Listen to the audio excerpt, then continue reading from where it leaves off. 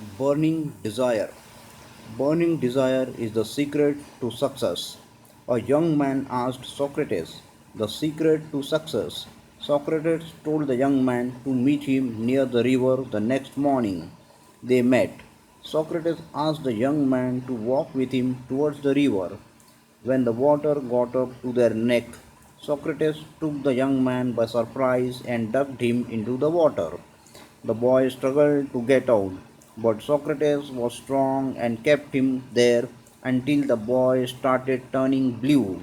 Socrates pulled his head out of the water, and the first thing the young man did was to gasp and take a deep breath of air. Socrates asked, "What did you want the most when you were there?" The boy replied, "Air." Socrates said, "That is the secret to success. When you want success as badly as you wanted the air, then you will get it. There is no other secret." Hour of Dad. Buying an hour of daddy's time. The man came home from work late again, tired and irritated to find his 5-year-old son waiting for him at the door.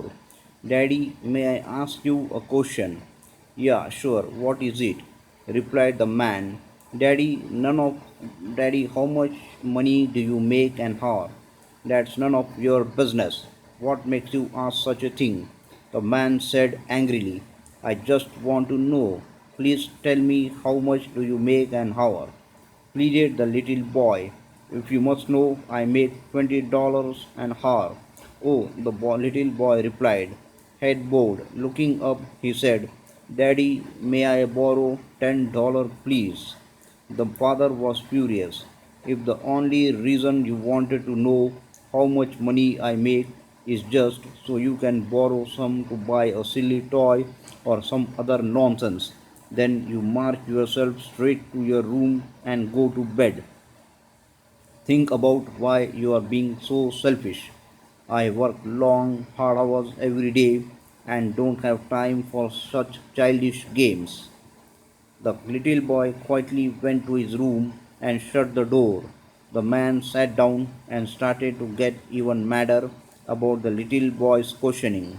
How dare he ask such questions only to get some money? After an hour or so, the man had calmed down and started to think he may have been a little hard on his son. Maybe there was something he really needed to buy with that $10, and he really didn't ask for many money very often. The man went to the door of the little boy's room and opened the door. "Are you asleep, son?" he asked. "No, Daddy, I am awake," replied the boy. "I have been thinking maybe I was too hard on you earlier," said the man. "It's been a long day and I took my aggravation out on you. Here is that $10 you asked for." The little boy sat straight up, beaming. "Oh, thank you, Daddy," he yelled. Then, reaching under his pillow, he pulled out some more crumpled up bills. The man, seeing the boy already had money, started to get angry again. The little boy slowly counted out his money, then looked up at the man. "Why did you want more money if you already had some?" The father grumbled.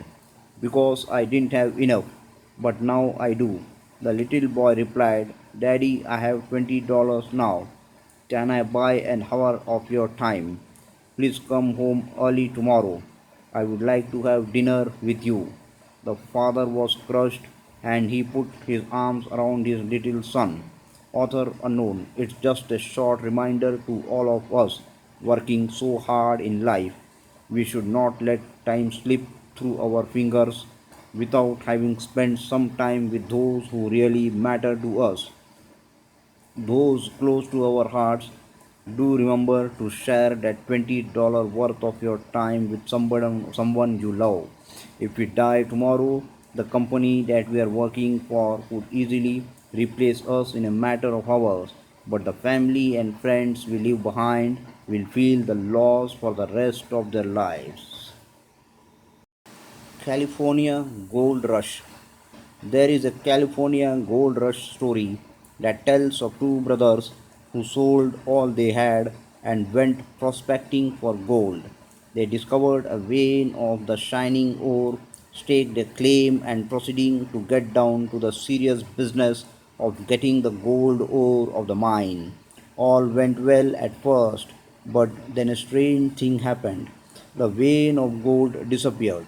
They had come to the end of the rainbow, and the pot of gold was no longer there. The brothers continued to pick away, but without success. Finally, they gave up in disgust. They sold their equipment and claimed rights for a few $100 and took the train back home. Now, the man who bought the claim hired an engineer to examine the rock strata of the mine. The engineer advised him to continue digging in the same spot where the former owners had left off, and 3 feet deeper the new owner struck gold.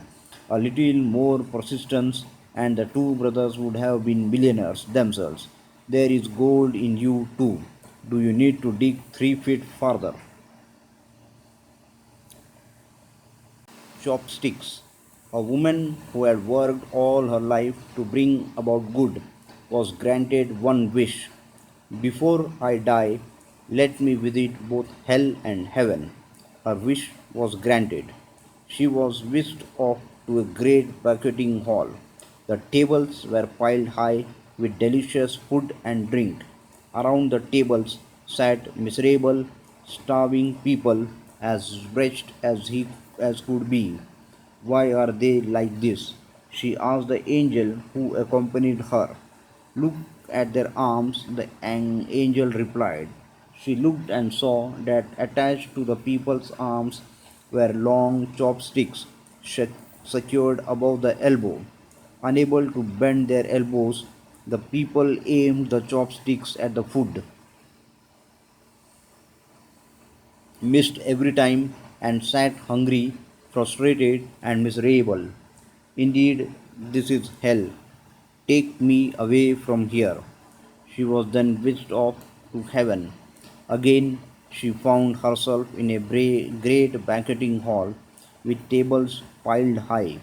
Around the tables sat people laughing, contented, joyful. No chopsticks, I suppose, she said. Oh, yes, there are. Look, just as in hell, they are long and attached above the elbow. But look here, people have learned to feed one another. Coffee on the wall. I sat with my friend in a well known coffee shop in a neighboring town of Venice, Italy, the city of lights and water. As we enjoyed our coffee, a man entered and sat at an empty table beside us. He called the waiter and placed his order, saying, 2 cups of coffee, one of them there on the wall. We heard this order with rather interest and observed that he was served with 1 cup of coffee, but he paid for two. When he left, the waiter put a piece of paper on the wall saying a cup of coffee. While we were still there, two other men entered and ordered 3 cups of coffee, two on the table and one on the wall. They had 2 cups of coffee but paid for three and left. This time also the waiter did the same. He put a piece of paper on the wall saying a cup of coffee. It was something unique and perplexing for us. We finished our coffee, paid the bill, and left. After a few days, we had a chance to go to this coffee shop again. While we were enjoying our coffee, a man poorly dressed entered. As he seated himself, he looked at the wall and said, 1 cup of coffee from the wall. The waiter served coffee to this man with the customary respect and dignity. The man had his coffee and left without paying. We were amazed to watch all this as the waiter took off a piece of paper from the wall and threw it in the dust trash bin. Now it was no surprise for us. The matter was very clear. The great respect for the needy shown by the inhabitants of this town made our eyes well up in tears. ponder upon the need of what this man wanted. He enters the coffee shop without having to lower his self esteem.